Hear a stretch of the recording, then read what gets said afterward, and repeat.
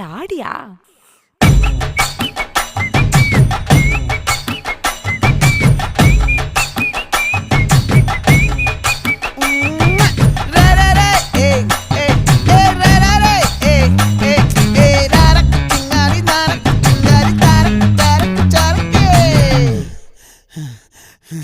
விளைஞ்சிருக்கும் என் வெத்தலை கொடி, அட வளைஞ்சிருக்கும் ஒரு சன்னல் வெடி, தோட்டா ஒரு கண்ணால தொலைஞ்ச ஒரு பொண்ணால வாக்கா இந்த வம்பால வல விரிச்சிட வந்தாளே.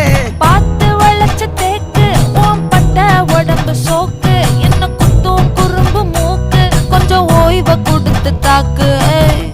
என்னடி சித்திரமே இங்க நீ பத்திரமே சொல்லுடி